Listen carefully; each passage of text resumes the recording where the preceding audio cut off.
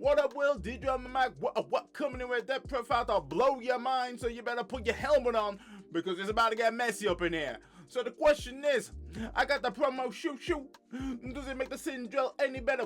Oh, and this is what this deck profile is all about right here. I'm going to give you my ratios, tech, all the source that you need to know when piloting this girl.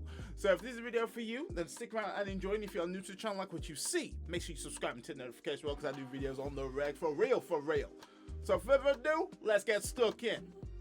Okay, let's get into the nitty gritty. Starting off with the eggs, we run a solid 4, and that's going to be a Shoeshoemon from EX8. So obviously I've changed up the eggs here, because usually I do run the Wanyamon egg. It is great for obviously, you know, getting rid of kind of floodgates and so forth. But the reason why I've gone back to the Shoeshoemon is to ensure that when I'm swinging in with my low Digimon, I'm not going to die. Being the thing here, we are focusing more on that aggression. So just being able to give the opponent's security Digimon by negative 2k is definitely the value, especially since we're going into a kind of a bit of a format where we are going to be facing off against some heavy hitters. You know, 7 Great Demon Lords is pretty much all their security is pretty high, so when we are actually at our top end, it means that we're just not going to go down the first check. So that's why I run the Shoeshoemon, solid 4. Don't need to run anymore. You can run the Wanyamon egg if you want to. It's completely up to you. So going over to now the rookies. Rookies, we run a solid 12, and this one's probably even more important than it was before, and that's going to be EX7 Shoeshoo. This works fantastic in regards for us getting up into our champions for a reduced cost of 1, and definitely is stellar to the strat when we are evoing into our new promo Shoeshoo.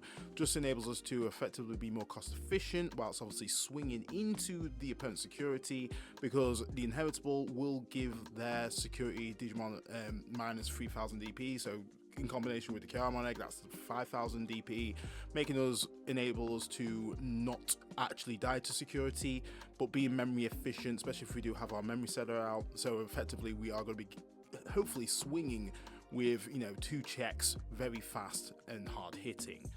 So then we combo it up with a promo Shoeshoo. This is still an absolutely solid card. Obviously this is going to be our inheritable in order for us to kind of get rid of those floodgates, because, you know, when attacking we can minus 2k off of opponent's Digimon, really helpful out there. So floodgates no more, and also the on play comes up super clutch, because we do get a lot of value off of our Digimon being propped on security, able to play this out and give one of their opponents minus security attack 1 until the end of their turn. Very huge. Then lastly, our primary searcher is going to be our starter deck Shoeshoo. This is just great for us to pick up our targets, especially since we can pick up our Tamers, we can pick up our options, as long as it's got a liberator trait in it. It's going to be absolutely beneficial, and obviously that inheritable, similar to the EX7, is going to make the security of the opponent, you know, like glass, and that's what we're trying to do here. We're trying to really kind of push that aggro, definitely a slightly different direction in this particular list compared to my other movers of being more kind of control based, whereas this, we really primary focus is kind of going for that aggro. So that concludes that for the rookies 12. Now going over to the champions, we do run a solid 10, and we have to call out with the new promo shoe at 4. This is just a really good card, guys. Like, fantastic card, and it's definitely what the deck needed in order to actually utilize the familiar tokens a lot more at the earlier stages, because realistically when we get to our Cendrillmon, that's when we start using our familiar tokens, whereas this, on play and when digivolving, we're able to summon out a familiar token, but it does delete itself at the end of the opponent's turn, which is actually really cool, because you could do some awesome shenanigans with that. Also, it does have a security effect, which you are able to play this out after battle, which is great. And obviously you get the on play, which then gives you a familiar token, which if you do have your memory set Orisa, you can give that token Rush, which is going to be very handy here. So ideally what we want to be doing is having the memory setter Orisa out, evo into this, get a familiar token out, give that familiar token Rush, swing with that token, swing with this, and then effectively go into our chaperone, do an overclock, which then we can actually sack off our token, so we've got maximum free resource instead of us blowing up one of our shoes, which isn't great. It's definitely not what you want to be doing. On top of that, if it can get any better, it does have the inheritable barrier, which barrier is really good and actually would have helped out massively in the recent Ultimate Cup that I participated in, because, you know, if Emperor Greymon or Ancient Greymon swung into me with Raid, due to the burning Greymon and tried to pop me, effectively I could have resisted the pop with the Chaperone inheritable, and I could have just used barrier to actually try to swing into me. So barrier is super clutch. It is actually helping us kind of experiment with a few more level 5 options to keep the opponent guessing. Then we've actually upped the count on the starter deck shoe. So before, I didn't necessarily like this card, but because the way I've tailored this list, ideally what we want to do is get absolute value from our security. Naturally, you know, the opponent's going to go fast and they hit really hard. So if we have cards which obviously proc effects from security, it enables us to essentially set up and have different lines of play, or even recur Digimon from trash. So the cool thing here is that it has a pretty awesome interaction with the promo shoe, is that if it's put from security, we're able to play a 4-cost play cost Digimon or Tamer from hand or trash, being the thing. So realistically, we could play this back out from trash, and then we also get his on play to bring out a familiar token, which once again is giving us some awesome value out there. And if we do have the EX8 Orisa, there's some awesome shenanigans that we could do to effectively get out our puppet traded Digimon out for free, depending on obviously what time in the battle it actually is. So if it was essentially going to be passing turn back over to us, and we have to delete our familiar token, effectively if we have EX8 Orisa out, we could effectively suspend that, play out a Shoeshoemon, and then it's our turn, which then means that it effectively can swing on the same, near enough the same turn it was kind of played out, but not played out, because obviously the turns now come to our side, which is pretty awesome right there. The fact that this actually helps us kind of get our Tamers back out from trash is quite nice and very beneficial, because it means that, you know, we're not kind of wasting memory in order to play out a Tamer. Also, as well, it's not got like a strict condition like, you know, if we've got 2 Tamers out, you can't play out another Tamer, like our EX8 Shoeshoe. And also, just to top it off, it does have overclock, which is actually really important in this list, because like I say, we are quite low to the ground, and we want to be making sure that we can get enough swings efficiently and quickly, whilst just kind of overwhelming the opponent in terms of, you know, I've got all these swings coming to my face. Can I have to push out and kind of respond, which is pretty awesome. On top of that, it does have the inheritable, which once again, similar to the most of the shoes, is that effectively we were able to lower the security Digimon of the opponent by an additional 3000 DP, which is huge, really strong. Then lastly, we just complement that with an EX8 shoe. This is just basically a facilitator in order for us to get our Tamers out, which is great. Really good for early stage where we need to set up, or if the opponent has managed to kind of eradicate our Tamers. As long as we've got less than 2, effectively we can use this and get another Orisa out, which is very key. But how I've done the champion lineup is more focusing on the benefit of them being procced out from security, while still able to utilize this to kind of recur this back out from trash, which is good. You would not believe how good this card is. It's really strong. But that concludes that for the champions 10. Rocking on to the ultimates, we run a solid 7, so it's going to be the usual suspect of our primary GOAT, and that's going to be the EX8 Chaperone. This is just good for, obviously, for us to get out our level 3 puppet trait Digimon, which is key in order for us to effectively maximize on that overclock. But now, because we do have the promo shoe, it means that we can effectively use the familiar token to once again kind of, you know, board control if needs be, or, you know, in us to kind of be a bit more resource efficient now, being the thing, because effectively the familiar tokens are free resource, which is exactly what we're wanting. On top of that, the inheritable is so good, which gives us that nice protection which our stack needs. The fact that now we have barrier as well as this, it means that we have ways to kind of be more aggressive and not be punished, which is very key. Then we go with the 2 start deck Chaperones. This is just solid in regards to its actual on play and its Digivolving effects, because we, like I say, we do have the promo shoe. We effectively can meet this condition a lot more often than before. It did revolve around us effectively utilizing the opponent's board to effectively meet this condition. But now that we actually summon that familiar, realistically, if the opponent is got a Digimon out on field, we can comfortably delete a 6k DP Digimon, or worst case scenario, we are deleting a 3k, which 3k isn't that great, but the 6k is just right. The fact that it's a non-play is really cool as well. But we are testing out something a little bit more spicy, and that is going to be the Angewomon Ace. And you're probably thinking, whoa, this is way out of archetype. Obviously it is. You would not be wrong in saying that. But the reason why I do like this is because the actual meta it's got a lot of protection going on, and I want to make sure that I can minus DP to the end of the opponent's turn. We do have cards that which obviously can combo with this in order for us to ensure that we eradicate the opposing Digimon, which is causing us a lot of trouble, versus this is currently just, you know, just on the turn it was played, and then it'll fizzle out if you've not managed to delete anything off of the effect. But Angewomon also kind of provides that nice bit of stability. On top of that, because we are leaning more to things being played from our security, because of our actual line is all for play costs, we can effectively utilize the starter deck Shoeshue to bring out a champion of any variety from our trash or hand. And then what it means that if the opponent was going to swing in again, we have a nice ace target that we can utilize, and it's going to be Angewomon Ace, which enables us to give them minus 6,000 DP to the end of their turn.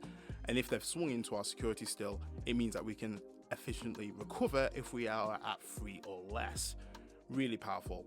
Obviously, the thing that makes it better is that now we have a champion with barrier being the thing, and obviously for us, it's going to mean that Angewomon can swing. If it does happen to die, we can barrier and she can effectively recover.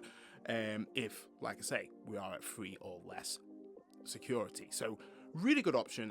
I'm tempted to kind of bump this up to 2, but I didn't want to kind of ruin consistency, and it is still a bit in the trial phase. But what I'm saying is that the promo Shoeshue really opens up options in regards to running a few more level 5 aces, but obviously with caution, you know, you can be easily punished and you could be given that overflow of 3 to the opponent. So obviously keep that in mind. Now let's go over to the Megas. So Megas, obviously the usual suspects. It's going to be the 3 EX8 Cendrillmon. Just once again, a really powerful card.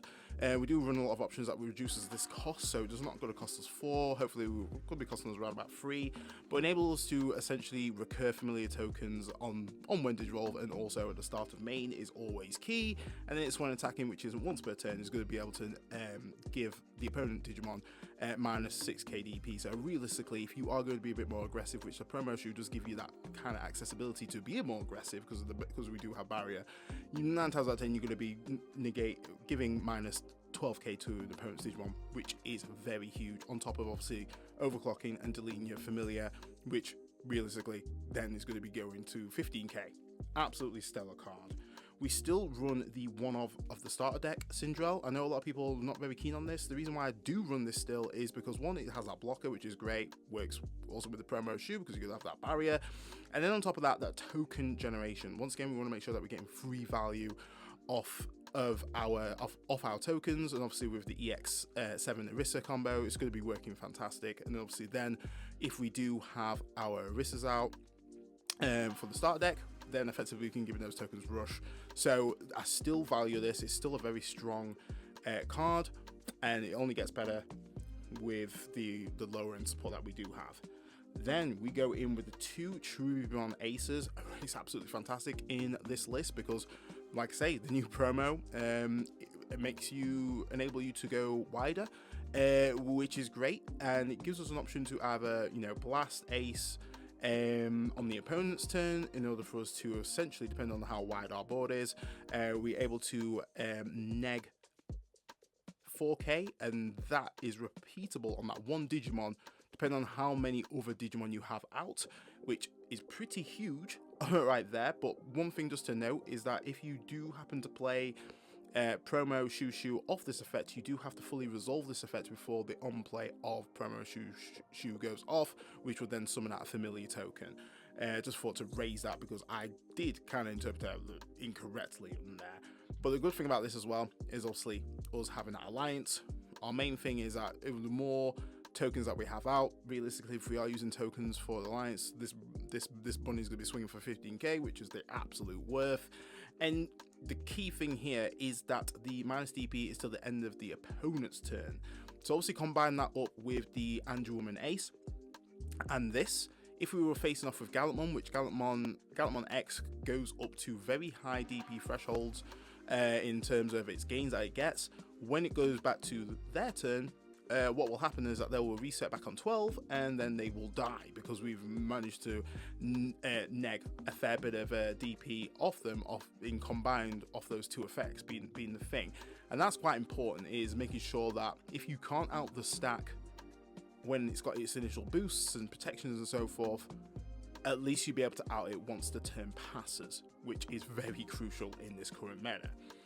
Then lastly, we finish up with the two Shine Greymon Burst Mode Aces. Absolutely fantastic. I have upped this because I feel like when you're at your top end, you just want to have options in order to kind of blast and then get free resource in terms of you playing out a tamer, and then depending on how many tamers you have out, you're able to minus 5k TP per tamer you have out on one Digimon, opponent's Digimon, which is huge. And then on top of that, when attacking, you're able to suspend up to 2 of your tamers in order to give this security attack +1. So realistically, if you have 2 out, this brother's swinging for 3 checks. It's that nice bit of aggression whilst you still achieving your game plan and getting that nice tamer establishment, as well as really pushing that aggro being the thing. Obviously on top of that, the inheritable from Chaperone and also from your promo shoe, this Digimon's got some awesome protection. It's got barrier protection, and then it's also got the, if it was going to be removed from the battle area, protection. So absolutely winning on that front, an absolute stellar spread. But that concludes there for the megas. Now going on to the options. Options have had a bit of a reshuffle, and I'm going to explain to you why I have done these. So we have teched back in our Vortex Resonance, and we are running that at 2. Vortex Resonance has actually been really helpful when you need to kind of sometimes high roll, but other times effectively doing a search, picking out one of your rookies, and then evoing into your top end, which is actually really cool. It's that matter of setup that you need. And because our whole kind of deck is focused around Liberator trait, it's not even an issue. On top of that, the security effect is super clutch. And this is what I mean about like utilizing our security to give us that value, is because if this was procced from security, we're able to play out a card with Liberator trait from Handle Trash, where play cost 4, which once again is majority of our key cards that we want to be bringing out. Once again, bringing out that promo shoe or playing out a tamer, and then we're able to add this card to hand. Absolute value for the cost of 3. It's amazing. And then obviously when you've used this effect, you're able to digivolve into a Digimon for a reduced Digivolution cost of 4. Huge. Once again, it means that we can evo into our Cendrillmon for 3 cost, which is absolutely fine. And then we're able to evo into our our Ace Shine for the cost of 4, which is stellar right there. Then usual suspects is going to be the two Scrambles. So Scramble is just such a great card, and these two in tandem work fantastically in order for you to kind of cheat up your line. So realistically, you want to be using Yellow Scramble when you're going from your champion to your ultimate, and then realistically, you want to be using your Vortex Resonance when you are going into your Mega being the thing. But you can still use Scramble as well. It's not a problem. But if you wanted to kind of do a little bit more of a setup, Vortex Resonance is definitely the way to go. But the thing that Scramble offers us is that nice bit of recursion. We can get those key pieces. Obviously, at the moment, we are running that one Andrewwoman Ace. But if that Andrewwoman Ace goes in trash, it means that we can effectively use Scramble to recur that card back. Another good thing is effectively recurring back our EX8 shoe, which can be helpful for getting our Tamer established back up, which is key. It's just a really good card and works absolutely fantastic in this deck. And if it was propped from security, we're able to then play out a shoe from trash, which is perfect. We have awesome Shoeshoemons which have great inheritables and great on plays there as well. If we do need to get a promo shoe to stop aggression, we can throw that out. If we need to get a search, not a problem. We've got starter deck Shoeshoe on deck. And then on top of that, if we need to kind of set up some awesome plays, we can run out the EX8 shoe, which then is going to be memory efficient for us in case the opponent decides to choke us. So we do have great ways to use this card. Then, lastly, we go in with the physical training. Physical training is just great to set up, search out our key pieces. Obviously, all of our line is yellow, so not even a problem there. And it just has some nice consistency and great setup potential. So that concludes there for the options. Steady. So now going on to the Tamers. So Tamers, we've nicely done it even Steven here. So we've done a 3 on the starter deck Orisa, and you're probably thinking that's a little bit much. Like most lists do run 2. You won't believe how important this actual Orisa is in this particular build, because we want to be basically using our tokens as much as possible, or using Digimon that has basically been played by effects. And to be honest, that was the standard game plan normally when you are playing Cendrillmon, but it's more crucial to have this out on like really early, because realistically you want to evo on top of your shoe to your promo. You've got 2 swings out straight away. Going with the familiar, going with your promo shoe, and then evo up into Chaperone, play out another puppet trait Digimon level 3, and then you want to overclock with the familiar token, which is just once again pushing that damage. It's incredibly strong. The more you have these out, the more swings / opportunities you can swipe from your opponent. But you can run 2 if you want to, but 3 is working really well. And then lastly, we run the free EX8. So EX8, once again, very powerful. Once these 2 are stacked together, it's poetry in motion, stays in motion. These are awesome cards in order for us to essentially execute our aggression whilst doing our recursion. Funnily enough, when facing off with Gallant is somewhat a rough matchup, but the thing that actually this deck specializes in is kind of recurring back Digimon, or at least putting back Digimon on the field, in order for Gallantmon to not get like any form of like end of attack inheritables off. So for like the BT12 War Growl, like, you know, if there was no Digimon on field, you effectively gets 2 memory. We've managed to recur back a Shoeshoemon on field, that doesn't go off, which is handy. It definitely slows down or makes them think about, you know, their plays, and because it's so reactive, you know, anything could happen. We could choose not to bring anything out if we don't want to. The cool thing here, which I do want to highlight out, is the fact that Orisa's got some really cool interactions with the promo,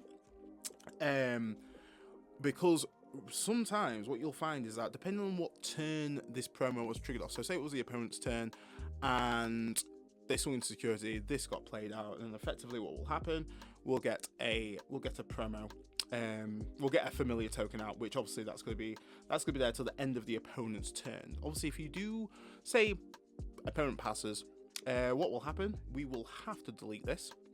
But what that means is that if we have EX8 Orisa out, before it goes to our turn, we can trigger that, and then we can play out a shoe from our hand. Which then, what that means is that when it goes to our turn, this shoe is able to attack because it was played on the opponent's turn, not our turn.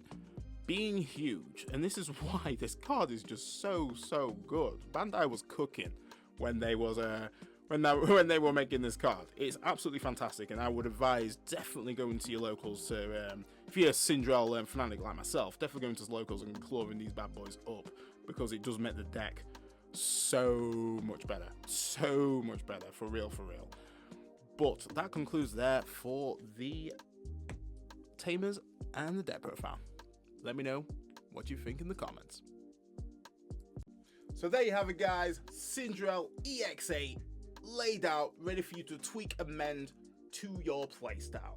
But the question is, does the new promo help the deck? And I'm here to tell you, it does by a fair bit. One of the things that I've always wanted the deck to do is to play familiar tokens at a lower level. You know, familiar tokens are great, but realistically, the only time when we're actually playing it is when we actually reach Cendrillmon. But now that we've actually got the way to actually start utilizing the free resource earlier on, opens up a lot more plays and a lot more aggro that the deck can actually perform. We have tools such as Starter Deck Orisa, which can grant Digimon play by effects rush, which ideally gives us so much more tempo when we are swinging in combination with overclock. Also, that nice little bit of additional control that tokens in general just have in order to push our DP minus DP deletions to the next level. The fact that now that we've got a way to bring out a token and then also pop it at the end of the opponent's turn, just create some cool interactions with the EX7 Orisa in order for us to effectively get a usable Digimon when it comes to our turn, being pretty huge. It's like a pseudo scramble, if anything. On top of that, it just gives us a way to protect our level 5s even more, giving us some nice kind of unique experimentation, incorporating aces in at level 5s, because the reason why I kind of didn't use any level 5 aces was because there wasn't any form of kind of protection. You know, if I use an ace, they would swing into me and get the actual value. Now that we have barriers and inheritable, the only how they can get rid of it is by deleting it and being the thing, which is, you know, I'd rather have that one way of kind of removing it, well, essentially it could bounce me, than just, you know, having them just swing into my Digimon and so forth. So the fact that it opens up a new avenue to have another layer of protection is a massive benefit. The thing I do like about it is the fact that it's got a goddamn security effect, meaning that our security is a little bit more spicy and we can get absolute value from it, which I've always liked about the deck. I like the starter deck Shoeshoe for that fact, and now that the fact that we have a promo shoe which actually does the battle first before actually getting its being played from security is even better. It means that we just get an absolute value and also be able to play out a familiar token on top of that. Also, Truby Ace can absolutely abuse this even further by giving us so much more tempo, because we're summoning out more bodies, and if it's on our turn, it's even better. The fact that we effectively have a new body and then we also have a familiar token, and depending on how many Orisas we have unsuspended, we can suspend those and get swings out of nowhere, being quite big. So honestly, an absolute welcome addition to the list and really fun to use. So guys, I encourage you to get to your locals, grind away and get these promos, because it does help the deck a lot. I must admit, a lot. But guys, if you enjoyed the video, deck list and all the jazz, make sure you smash it with a like as standard, and make sure to subscribe to the channel. We are so close to 1.5k, you would not believe. But guys, stay safe, stay fly, and I'll catch you in the next one. D-Dread, off the mic.